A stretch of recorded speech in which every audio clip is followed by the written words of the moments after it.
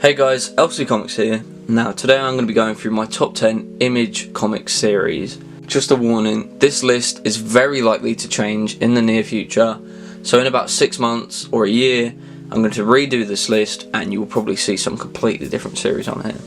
But at number 10 is The Walking Dead. Not a huge fan, but I mean it's okay. Like it's nowhere near as good as everyone says it is, in my opinion. Number 9, Outcast. Both Kirkman books. Actually, that's not true.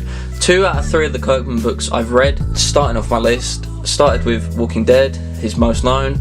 Now Outcast, also been adapted into a TV show like The Walking Dead.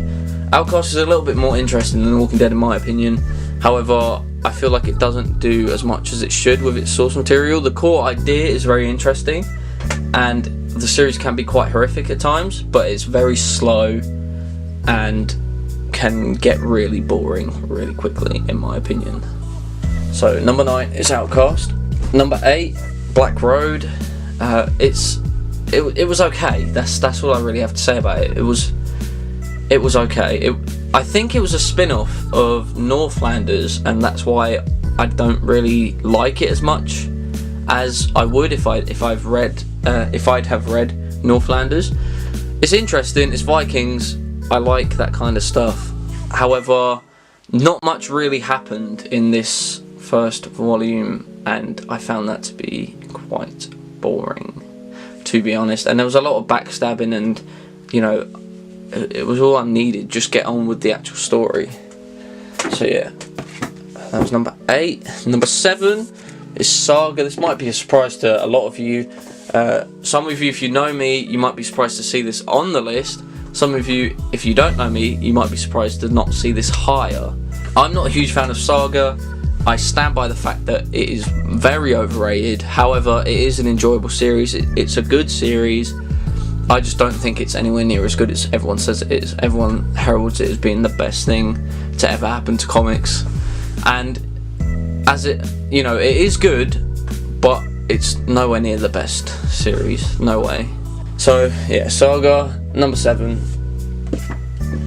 Number 6 on my list, that's a heavy book.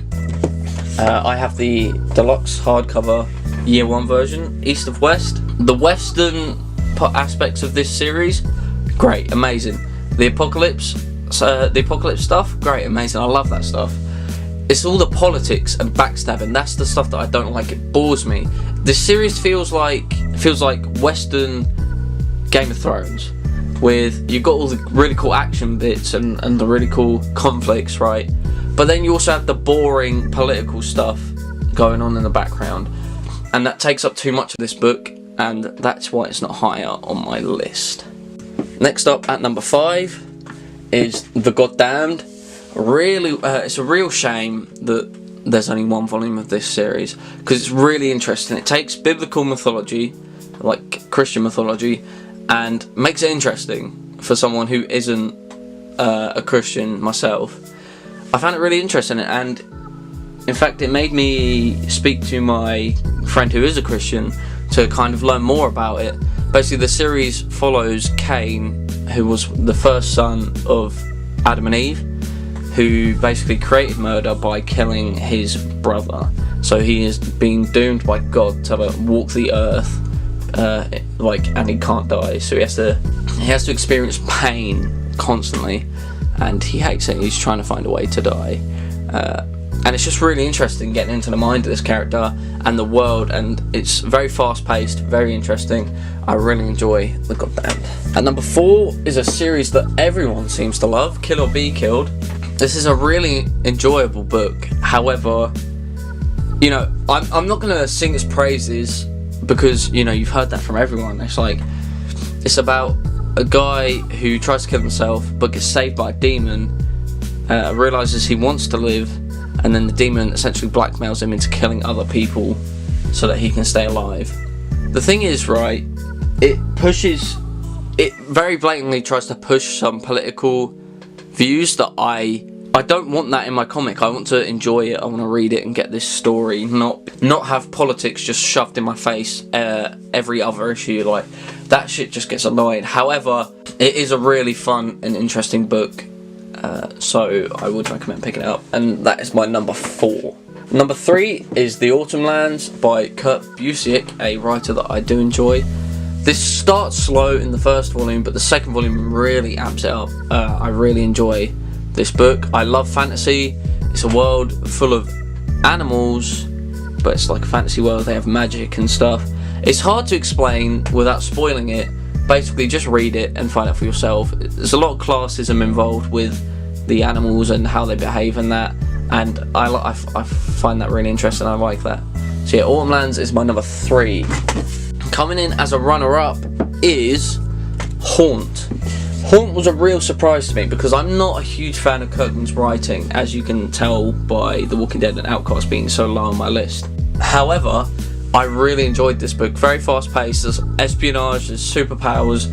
I love the character design. You can tell that McFarlane's influence has really been, like, you can really see his influence with the character design. He looks like Anti-Venom pretty much. The story's really interesting, the way it unwinds, the way you find out more and more about these two brothers. It's just a really fun book, and I can't wait to read more of it, honestly. Although I have heard that it dips after volume 3 when the creative team changes, so I'm not looking forward to that. Now at my number 1, a lot of you will see this coming. A lot of you know this will be my number 1. That is Seven to Eternity. I recommend this book to everybody, all the time, constantly. It's the book that got me back into comics, which was a hard thing to do, honestly. It's such a fun, it's such an interesting world that it brings you into, and the way it unravels itself, especially the first issue. The world building in the first issue is amazing. I love that issue so much. It's just a really interesting book. I'm so excited to buy volume 2 that comes out this month. I really want to read more of this. Written by Rick Remender, one of my favourite writers in comics. Jerome Pena, the artist, one of my favourite artists in comics. So, you know, that team together, I love that. It's such an interesting book, such an interesting world. It's fantasy, but not in the traditional sense. It's like a Western fantasy kind of thing.